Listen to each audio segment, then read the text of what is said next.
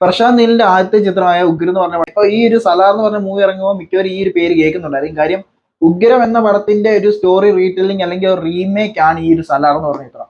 അതിൻ്റെ അകത്തെ മേജർ കുറെ മാറ്റങ്ങളുണ്ട്. കാര്യം ഇതിൻ്റെ അകത്തെ ദേവ എന്ന് പറഞ്ഞ പ്രഭാസിന്റെ ദേവ എന്ന് പറഞ്ഞ ക്യാരക്ടർ അവിടെ ചെയ്തിരിക്കുന്ന ശ്രീ മുരളിയാണ്. മുരളി എന്ന് പറഞ്ഞൊരു കന്നഡ ആക്ടറാണ്.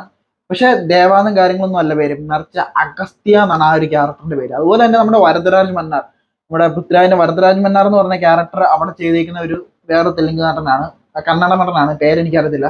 പക്ഷെ അതിൻ്റെ അകത്തെ പേര് ബാല എന്നാണ്. അങ്ങനെ കുറച്ച് വ്യത്യാസമുണ്ട്. പിന്നെ ഇവിടുത്തെ ഗാൻസാര, ആ ഒരു കാൻസാര എന്നുള്ള ആ ഒരു സിറ്റിയുടെ തന്നെ പേര് അവിടെ വരുമ്പോൾ മുഗുർ എന്നാണ്. അതായത് നമ്മുടെ അഗസ്ത്യയുടെ മുഗുർ സാമ്രാജ്യം, മുഗുർ സിറ്റി.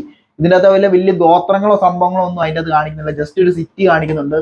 അങ്ങോട്ട് ഈ ഒരു ബാലയ്ക്ക് ഒരു ആവശ്യം വരുമ്പം അഗസ്ത്യനെ വിളിച്ചുകൊണ്ട് പോകുന്നു. ഒറ്റ രാത്രി കൊണ്ട് അഗസ്ത്യ ആ സിറ്റി മുഴുവൻ ഒലിപ്പിച്ച് ബാലയുടെ കൈ കൊടുക്കുന്നു. പിന്നീട് ഇവരൊരു പ്രശ്നം മൂലം തെറ്റുന്ന കാര്യങ്ങൾ. ഇതാണ് സ്റ്റോറിയും കാര്യം. എനിക്ക് അഗസ്ത്യ എന്ന് പറഞ്ഞ ഒരു ക്യാരക്ടറിനെ ഭയങ്കര കിടലായിട്ടാണ് കാണിച്ചത്. അന്നത്തെ കാലത്ത് ഇറക്കിയ ഒരു പടമാണ്, അതും കൂടെ നോക്കി കാണണം. പിന്നെ അതിൻ്റെ അകത്ത് മെയിൻ ആയിട്ട് ഒരു ബാക്ക്ഗ്രൗണ്ട് ഉണ്ട്. ആ ഒരു ബാക്ക്ഗ്രൗണ്ട് മെയിൻ ആണ്. ചിലപ്പം സലാറിന്റെ സെക്കൻഡ് പാർട്ടിലെങ്കിൽ ആ ഒരു ബാക്ക്ഗ്രൗണ്ട് ഒരു വരുന്ന സെറ്റ് ആയിരുന്നു. കാര്യം അതിൻ്റെ അകത്ത് ബാക്ക്ഗ്രൗണ്ട് നൈസ് ആവും. നമുക്ക് കേൾക്കുമ്പോൾ നമുക്കൊരു പ്രത്യേക രോമാഞ്ചം കാര്യങ്ങളൊക്കെ വരും. അപ്പം ഇതാണ് ആ ഒരു സിനിമ.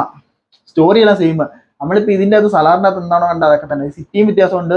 അതുപോലെ തന്നെ സലാറിൻ്റെ അകത്ത് നോക്കി നമുക്ക് വരുമ്പോൾ ആ ഒരു കാൻസാര എന്ന് പറഞ്ഞ സിറ്റിക്കകത്തേക്ക് എൻ്റർ ആയി കഴിഞ്ഞാൽ പിന്നെ നമുക്കൊരു പഴയ രാജകീയ കാലഘട്ടത്തിലേക്ക് കയറിയ ഒരു ഫീൽ വരും. കാര്യം ആ ഒരു ഗോത്രങ്ങളും അവരുടെ പ്രത്യേക അതിൻ്റെയൊക്കെ കോസ്റ്റ്യൂമും അവരുടെ ആ ഒരു നിയമങ്ങളും അവർ വിശ്വസിക്കുന്ന ആചാരങ്ങളും ഒക്കെ വെച്ച് നോക്കുമ്പോൾ നമുക്കൊരു പഴയ ഒരു സാമ്രാജ്യത്തിലേക്ക് കയറിയ ഒരു ഫീൽ വരും. പക്ഷെ ഈ ഒരു ഉഗ്രൻ മൂവിയിലെ മുഗർ എന്ന് പറഞ്ഞ ഒരു സ്ഥലത്തേക്ക് കയറി കഴിഞ്ഞാൽ നമുക്ക് അങ്ങനെയൊന്നുമില്ല. ജസ്റ്റ് ഒരു ചേരിയിലേക്കൊക്കെ കയറുമ്പോൾ ഒരു ഫീല് തന്നെയാണ്. അങ്ങനത്തെ ഒരു രീതിയിലുള്ള സംഭവം. അങ്ങനെ കോസ്റ്റ്യൂമോ കാര്യങ്ങളൊന്നുമില്ല. ആ ഒരു ഫാന്റസി എലമെന്റ് ഉണ്ടല്ലോ ഈ സലാറിലുള്ള ഒരു ഫാന്റസി എലമെന്റ് ഇവിടെ ഇല്ല. ഇവിടെ അത്യാവശ്യം റിയലിസ്റ്റിക് ആയിട്ട് ഇപ്പൊ നടക്കുന്ന സ്റ്റോറി ആയിട്ട് തന്നെയാണ് എടുത്തേക്കുന്നത്. പക്ഷെ അതിൻ്റെ അകത്ത് കുറച്ച് ബാക്കിയെല്ലാം സെയിം ആവട്ടോ സ്റ്റോറി.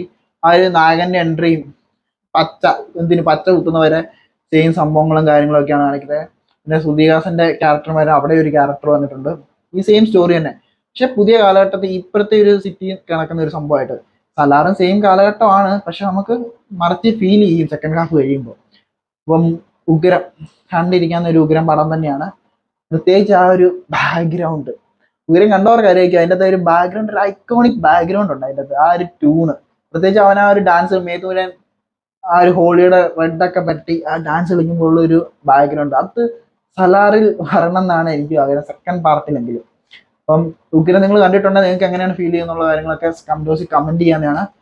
നിങ്ങൾക്ക് ഉഗ്രം ഏതാണ് ഇഷ്ടപ്പെട്ട, റീമേക്ക് ഇഷ്ടപ്പെട്ടോ? ഞാൻ എന്താണ് സലാർ റിവ്യൂ നേരത്തെ തന്നെ ചെയ്തായിരുന്നു. എനിക്ക് ഫസ്റ്റ് ഹാഫ് അത്യാവശ്യം ഇതായിട്ടാണ് തോന്നിയത്. സെക്കൻഡ് ഹാഫാണ് എനിക്ക് ശരിക്കും ഇഷ്ടപ്പെട്ടത്.